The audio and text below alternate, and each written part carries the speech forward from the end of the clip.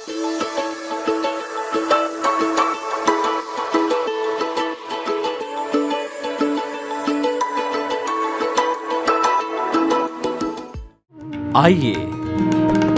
सुनिए, देखिए, समझिए सनातन सत्य।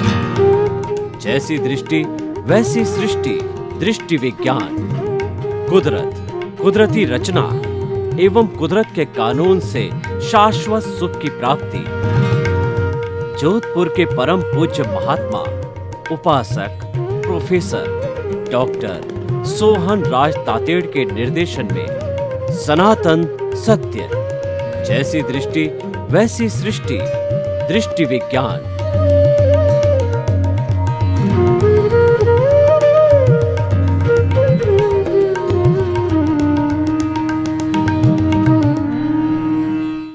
भाई और बहनों, मातृशक्ति को नमन।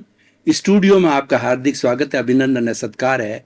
आत्मविज्ञान, साइंस ऑफ द सोल कार्यक्रम के अंतर्गत हम आपको सही दृष्टि, सही सोच, राइट विजन, राइट थिंकिंग के अंतर्गत आपकी जो विचारधारा है, आपका जो नकारात्मक सोच है, उसको हम सकारात्मक में बदलते हैं। आपकी रॉन्ग बिलीफ को समाप्त करके आपकी राइट बिलीफ बनाते हैं।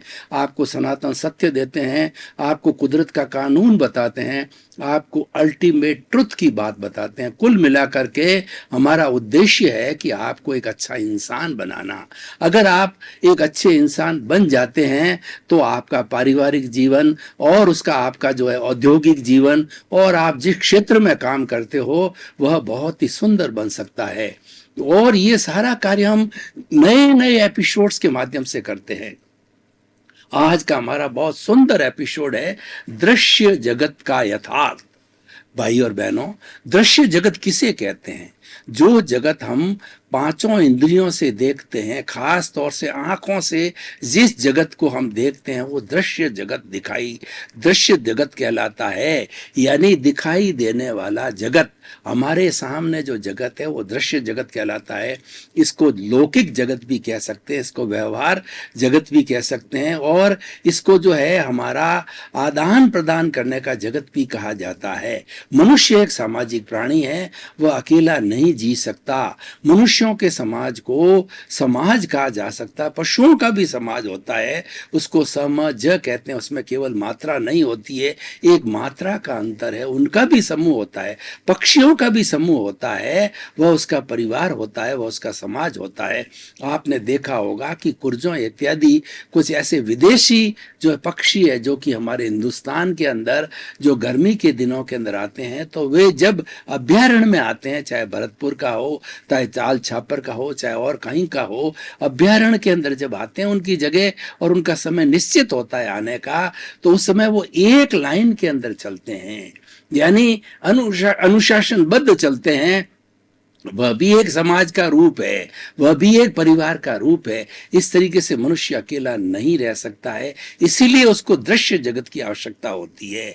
हमारा परिवार देखिए, जिस परिवार के अंदर हम सभी लोग रहते हैं, माता है, पिता है, भाई है, बहन है, और जो है वो बेटा है, बेटे की बहू है, ये जो हमारा परिवार है ये भी दृश्य जगत है। दृश्य जगत के अंदर हम एक दूसरे से मन वचन काया से वार्तालाप करते हैं, मन के द्वारा हम चिंतन करते हैं, और उसके बाद के अंदर हम वाणी के द्वारा बोलते हैं और शरीर के द्वारा कार्य प्रणाली करते हैं। मन वचन काया जो है, तीन हमारे बहुत बड़े साधन हैं दृश्य जगत में वार्तालाप करने के लिए और दृश्य जगत के अंदर कोई भी तरह की एक्टिविटी करने के लिए। क्योंकि हम सामाजिक प्राणी हैं और हम एक जीवन जी रहे हैं, उसके अंदर जो है हमें बिना वार्तालाप किए, बिना बातचीत किए मूक नहीं रह सकते।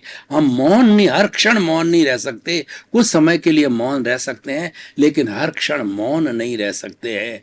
तो क्योंकि दृश्य जगत के अंदर ये आवश्यक होता है। अब देखिए, दृश्य जगत का जो सामने दिखाई देता है उसका यथार्थ क्या है? उसका यथार्थ देखिए। कोई व्यक्ति तो बड़ी बड़ी अट्टालिकाएं में रहता है और कोई व्यक्ति जो है झुग्गी झोंपड़ी में रहता है, कोई व्यक्ति जन्म से ही बीमार होता है और कोई व्यक्ति जो है जन्म से ही बहुत इंटेलिजेंट होता है और कोई कई तरह के व्यक्ति ऐसे होते हैं जो कि बहुत मेहनत करते हैं, उनको कोई सफलता मिलती है और नहीं मिलती है। और कुछ व्यक्ति ऐसे होते हैं कि बहुत कम मेहनत करके अधिक सफलता प्राप्त कर लेते हैं।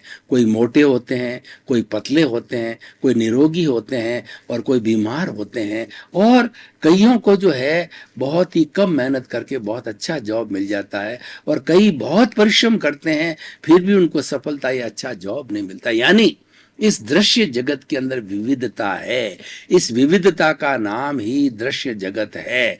और ये दृश्य जगत हर क्षण, इस जगत की हर वस्तु बदलती रहती है। जो बात आप मैं बोल रहा हूं दूसरे समय के अंदर वो बात बदल जाती है, वो की वो चीज दूसरे समय पे नहीं बोली जा सकती है। एक जो है दीपक की लौ है वो एक समय में जल रही है तो दूसरे समय के अंदर वो लौ नष्ट हो जाती है, दूसरी जो लौ जलेगी। इसी का नाम पर्याय है, इसको मोड कहा जाता है। कि सत का क्या अर्थ होता है कि उत्पाद व द्रव्यात्मक सत, यानी किसी भी वस्तु का अस्तित्व है उत्पाद व्यय के साथ में द्रव्य का मतलब होता है स्थायी रहने पर उसका अस्तित्व होता है। हर वस्तु चाहे चेतन हो चाहे जड़ हो उसका उत्पाद होता है और उसका व्यय होता है, लेकिन उत्पाद और व्यय की स्थिति में भी वह वस्तु जो है अस्तित्व रखती है, द्रव्य होती है। कैसे? मैं आपको एक उदाहरण बताऊं कि एक महिला जो है अपना सोने का कंगन तोड़वा करके वो हार बनाती है, तो हार बना वह उसका है उत्पाद हुआ और कंगन टूटा वह उसका व्यय हुआ। लेकिन उत्पाद और व्यय के साथ के अंदर जो है वह तीसरा द्रव्य मतलब सोना है, दोनों स्थिति में सोना है। कंगन में भी सोना था और दूसरा का हार में भी सोना है। तो इसीलिए इसका मतलब ये उत्पाद और व्यय होने के साथ साथ में वह वस्तु अपने अस्तित्व में स्थायी रहती, इसीलिए उस वस्तु का अस्तित्व है, चाहे जड़ हो और चेतन हो। उसी तरीके से हमारा जो चेतन तत्व है उसके अंदर क्या है, ज्ञान होता है और दर्शन में होता है। कभी चेतन तत्व ज्ञान में चला जाता है, कभी दर्शन में चला जाता है।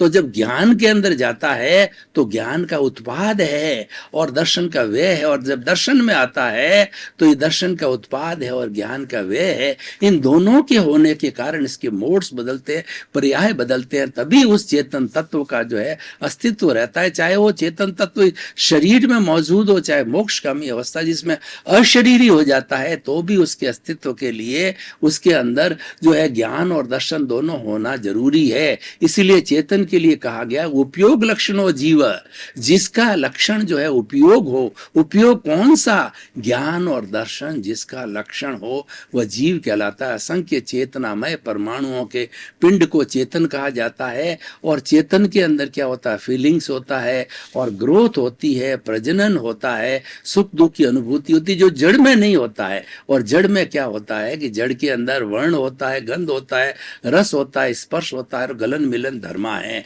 ये जड़ और चेतन दोनों से मिलकर के हमारा दृश्य जगत बना है। इस दृश्य के अंदर देखो पेड़ है, पौधे है, गाय है, भैंस है, ऊंट है, बैल है, हरियाली है और हमारी ट्रेन चल रही है। हम ट्रेन से जो यात्रा करते हैं, एरोप्लेन चलता है और जो है हम घर गृहस्थी की तरफ अपने भवन बनाते हैं, उद्यान बनाते हैं और हम जो बिजनेस करते हैं या नौकरी करते हैं, सारा हमारा दृश्य जगत है। लेकिन जो हमारा आज का जो एपिसोड इसका यथार्थ, जैसा कि मैंने ये विभिन्नता, ये वैविध्य, ये इतना डिफरेंस क्यों है, ये हमारे इस एपिसोड का आज मुख्य उद्देश्य है। इन सब का कारण यह है कि चेतन तत्व जो है वो पूर्व जन्म के अंदर कुछ कॉजेज डालता है। चेतन तत्व सुख दुख की अनुभूति करता है, चेतन तत्व फीलिंग करता है, चेतन तत्व भाव बनाता है, चेतन तत्व विचार करता है और जड़ नहीं करता। तो चेतन तत्व के अच्छा या बुरा यानी राग और द्वेष का भाव होने के कारण जो ही उसने किसी व्यक्ति के प्रति या वस्तु के प्रति राग द्वेष किया पूर्व जन्म के अंदर, तो राग द्वेष करते ही उसके अनुरूप उसके बीज पड़ जाते हैं, जिसको हम कॉज कहते हैं। और एक जो है संसार का नियम है कि बिना कारण के कार्य नहीं होता है। तो ये कॉज है, वो कारण है, और सारे कॉजेज इकट्ठे होकर के जब ये आत्मा इस शरीर को छोड़ती है और नया शरीर धारण करती है, तो वो सारे कॉजेज है या सारे कारण है, वो इफेक्ट बन जाते हैं, कार्य बन जाते हैं।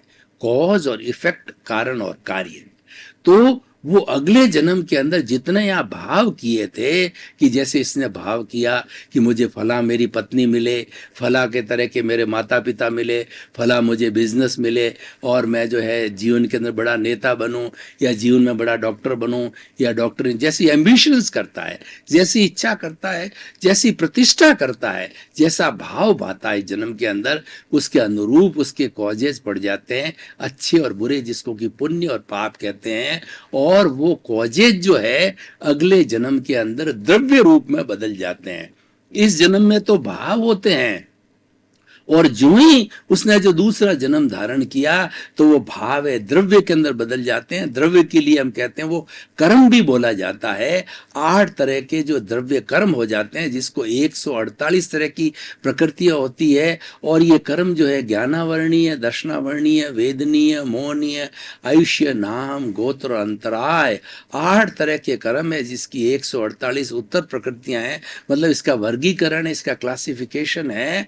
तो अब जो मुख्य 8 तरह के कर्म होते हैं, 4 जो घाती कर्म कहलाते हैं। वो घाती कर्म क्या है? जैसे हमारी आत्मा चेतन तत्व है, इस चेतन तत्व की घात करती है, इसको दुख देती है, इसके ऊपर आवरण डालती है, इसके जो गुण होती है, उस गुणों को जो है प्रकाश में नहीं आने लोग, जैसे सूर्य के ऊपर बादल आ जाता है, जैसे कि जो एक चिंगारी के ऊपर राख आ जाती है, उसी तरीके से ये जो कर्म है हमारी आत्मा की उज्ज्वलता के ऊपर आत्मा के गुणों को ढक देते हैं। जैसे ज्ञानावर्णीय कर्म जो है वो ज्ञान पे आवरण डालता है, दर्शनावर्णीय कर्म जो है दर्शन यानी फेथ, विश्वास पे जो है वो श्रद्धा के ऊपर आवरण डालता है। और मोहनीय कर्म जो होता है वो एक जो है शराबी की तरह है। शराबी क्या है कि बेहोश टाइप हो जाता है, तो वो सांसारिक जो चीजों के अंदर इतना लुब्ध हो जाता है कि मोहांध हो जाता है। तो ये मोहनीय कर्म होता है। एक अंतराय कर्म होता है। अंतराय कर्म क्या है कि रुकावट लाता है, कि क्योंकि हम किसी को किसी काम में रुकावट लाते हैं, किसी को किसी भी लाभ से या किसी भी उपभोग से जो है हम किसी को वंचित रखते हैं, तो वंचित रखने से वो हाय कहिए या वो अंतराय कहिए हमारे को लग जाती है, और उसका फल हमको अगले जन्म में मिलता है। तो मैं क्या कहना चाहता हूं कि ये जितनी विविधता दिखाई देता है, ये सब कर्मों के कारण दिखाई देता है। जो व्यक्ति सुख भुगत रहा है, इसका मतलब उसका पुण्योदय है। और जो व्यक्ति जो है वो दुख भुगत रहा है, वो पापोदय। पुण्योदय के अंदर देखिए, स्वास्थ्य अच्छा है, अच्छा बंगला मिला, अच्छी पत्नी मिली, सब दृश्य जगत की बात कर रहा हूं।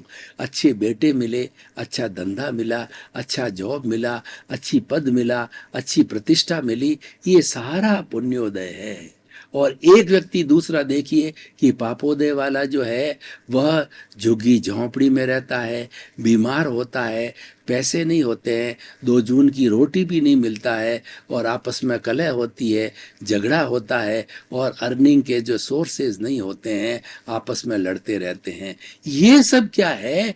ये विविधता का कारण जो हम चारों तरफ नजर डोलाते हैं। अगर पूरी सृष्टि में नजर डालावें, पूरी पृथ्वी पर नजर दौड़ावें, 210 देशों के अंदर हम घूम करके गूगल के माध्यम से देखें कि अलग अलग तरह के व्यक्ति, अलग अलग तरह की संस्कृति, अलग अलग तरह की विचारधारा, अलग अलग तरह का खान पान, अलग अलग तरह की रुचि है। ये सब विविधता का मुख्य कारण हर व्यक्ति के अलग अलग कर्म हैं, अलग अलग कॉजेज है, जो साथ लेकर के आता है। कॉजेज जो पूर्व जन्म में डाले जाते हैं, वही इस जन्म के अंदर जो है इफेक्ट बनते हैं। जो कारण उसने पैदा किया इस जन्म में आके कार्य होता है। और वो हमारा जितना भी लाइफ स्पान है, यानी हमारे जो है जन्म से लेकर मृत्यु के बीच का जो जीवन है, उसको मान लीजिए 50 साल का जीवन है, तो 50 साल की एक पूरी फिल्म बन के आती है।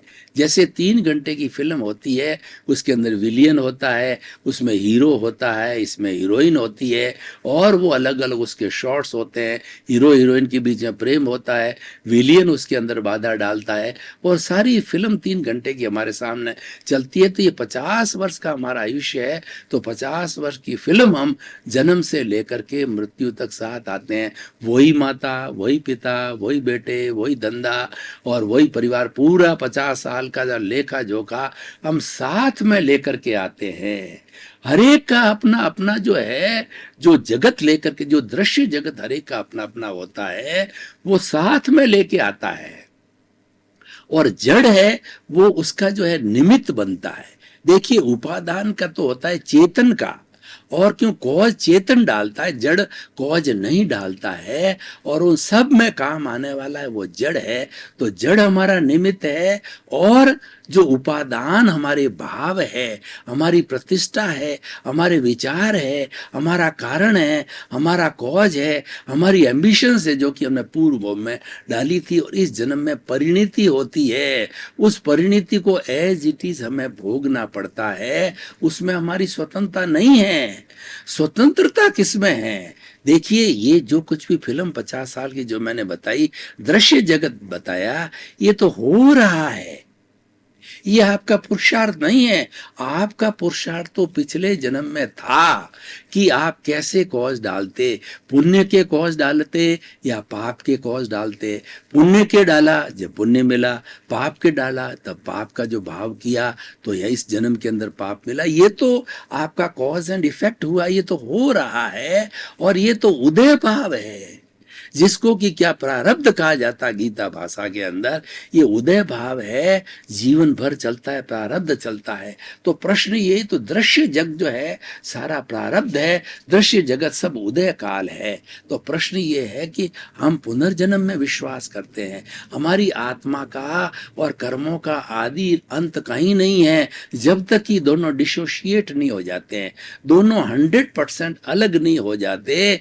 जड़ जड़ में चला जाए, चेतन जो है शुद्ध होकर के मोक्ष के अंदर चला जाए। शुद्ध चेतन की जो अवस्था है वो मोक्ष की अवस्था है, उसके अंदर ये दृश्य जगत समाप्त हो जाता है। और अगर जब तक ये दोनों जुड़े रहेंगे, हर जीवन में नया नया दृश्य जगत बनेगा, उसके लिए नई नई जगह होगी, नया नया शरीर होगा, नया खान पान हो गया, नए रिश्ते होंगे, नई जगह होगी, और नई सारा कर्मों का भुगतान होगा। इसीलिए जो शरीर है, मन वचन काया रूपी शरीर, पिछले जन्म के कर्मों के भुगतान के लिए मिला है, और ये भुगतान पीछे से लेके आता है, उसकी अनुरूप ही दृश्य जगत बनता है। तो मैं ये कहना चाहता हूं, ये दृश्य जगत का जो यथार्थ है, वो यथार्थ व्यक्ति पिछले जन्म से लेकर के आता है। मैं आपको एक उदाहरण दूं कि कोई व्यक्ति जो है सरकारी हो या प्राइवेट नौकरी हो, तो किसी भी डिपार्टमेंट में वो लंबी 30 साल की नौकरी करता है। एक जगह से ट्रांसफर होने पर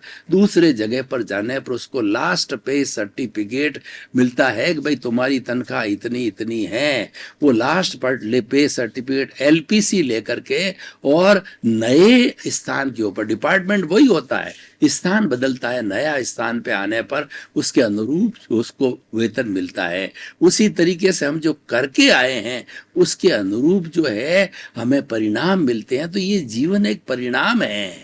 तो लेकिन प्रश्न अब यह है कि इस दृश्य जगत को देख करके हमें क्या, भाई और बहनों, ये मुख्य बात, अब मैं निष्कर्ष की भाषा में आता हूं, या इस एपिसोड को जो मैं कसौटी पर कसता हूं कि दृश्य जगत का यथार्थ तो हमने जाना, लेकिन यथार्थ जानने से हमको क्या लाभ होगा?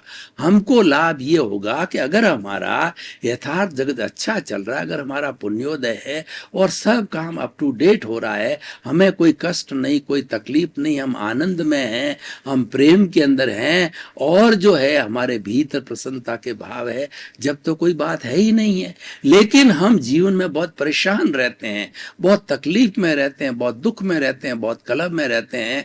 तो उस समय में हमें क्या शिक्षा लेनी चाहिए। ये मुख्य बात इस एपिसोड की बात ये है कि आप चिंतन करो कि जो कुछ भी मेरे साथ में घटित हो रहा है, कोई मुझे मार रहा है, या कोई पत्नी मेरे साथ के अंदर बुरा व्यवहार कर रही है, या बेटे मेरी सेवा नहीं करते हैं, या मेरा कोई पैसा हड़प लेता है, या मैंने मेहनत करी लेकिन मुझे नौकरी नहीं मिलती है, या मेरे साथ वाला तो बहुत अच्छा कमा रहा है लेकिन मैं उससे ज्यादा परिश्रम करके सेम बिजनेस करके मैं नहीं कमा पाता, तो उसके लिए आप चिंतन करो। मुख्य बात अब यह है, आपको चिंतन करना है कि सामने वाले से ईर्ष्या नहीं रखनी, जलन नहीं रखना है। वो अच्छे कर्म करके आया है, इसीलिए उसको अच्छा लाभ मिल रहा है। उसके लिए किसी और को दोषी नहीं मानना कि किसी व्यक्ति ने मेरा पैसा हड़प कर लिया, या बेटे ने मेरी सेवा नहीं की, या पत्नी जो मेरा कहना नहीं मानती, उसमें वो कोई दोषी नहीं है। ये मुख्य बात ये है, इस जगत में किसी को दोषी मत मानो, क्योंकि दोष मेरा ही है जो कि मैं पूर्व जन्म के अंदर करके आया था। वो मैंने कारण डाले थे, कॉजेज डाले थे, वो मुझे आज परिणाम मिल रहा है। जो बीज डाला था वो बीज का जो आज फल मिल गया, वो कर्म फल मुझे मिल रहा है, और उस कर्म फल के अनुरूप ही मुझे सुख दुख की अनुभूति होती है। अगर हम निर्दोष दर्शन करेंगे, इस दुनिया में किसी को भी दोषी नहीं मानेंगे, हमारे किए हुए कर्मों को ही दोषी मानेंगे, तो निश्चित रूप से हमारे अच्छे कॉजेज नेक्स्ट लाइफ के लिए पड़ेंगे। और हम जब किसी को दोषी नहीं मानेंगे तो किसी के प्रति राग नहीं, द्वेष नहीं होगा। हमारी किसी ने जेब भी काट ली तो हम कहेंगे कि हमने पिछले जन्म इसकी जेब काटी होगी, तब हमारी जेब काट के गया, तो उसके प्रति हम बुरा भाव नहीं रखेंगे। अगर हमारे को बेटे ने हमारी सेवा नहीं की है तो हम चिंतन करेंगे कि पिछले जन्म के अंदर जो है, पूर्व भव के अंदर मैंने जो है उसके साथ ऐसा व्यवहार किया, इसीलिए वो मेरे साथ में व्यवहार कर रहा है। इस तरह से हर चीज को हम पॉजिटिव लेंगे, दोषी अपने आप को देखेंगे, तो हमारे नए भाव नहीं पड़ेंगे।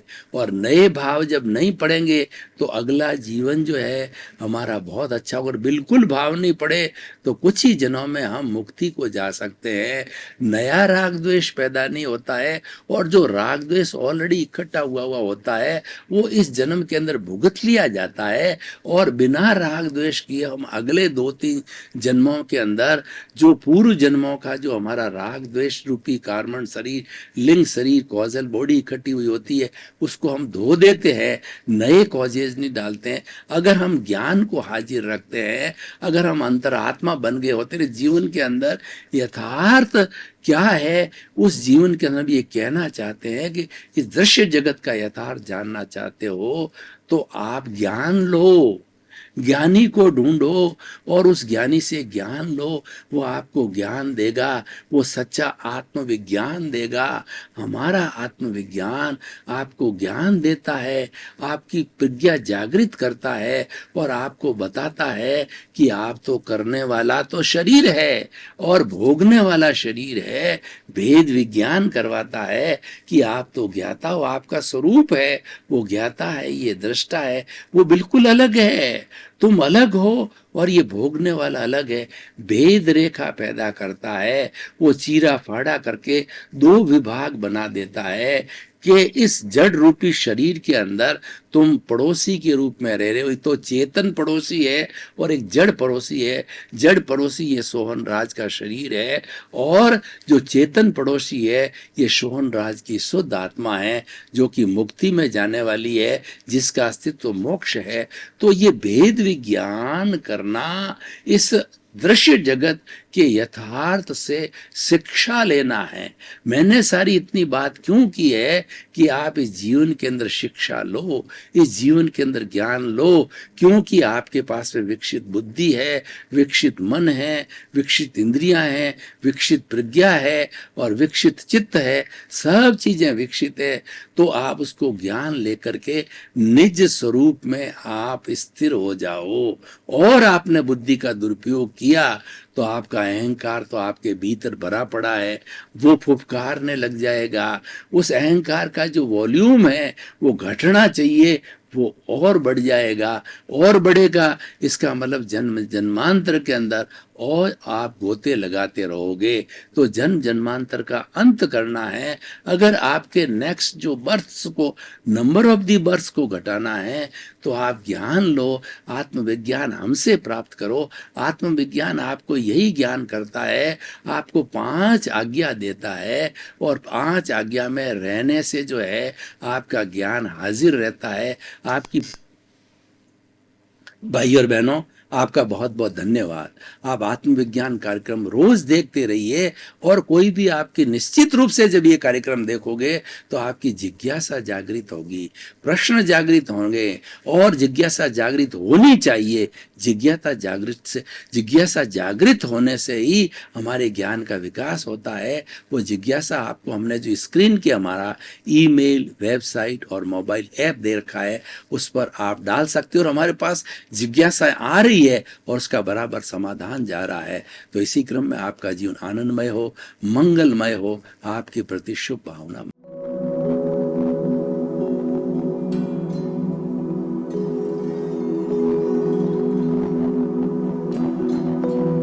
एक ऐसा अंतर्राष्ट्रीय ख्याति प्राप्त मानव जो गुरु प्रेरणा से पिछले 20 वर्षों से वानप्रस्थ जीवन जीते हुए 24 घंटे मानवता की सेवा में संलग्न है। एक ऐसा मानव जो अभी राष्ट्रीय, अंतर्राष्ट्रीय टीवी चैनलों पर 7,500 एपिसोड के माध्यम से सनातन सत्य, आत्मविज्ञान एवं पुनरुत्थान, व्यवहार एवं निश्चय जगत के जीवनोपयोगी विषयों पर हृदय स्पर्शी प्रवचन कर चुका है। उस मानव का नाम है महात्मा उपासक प्रोफेसर डॉक्टर सोहन राज तातेड़।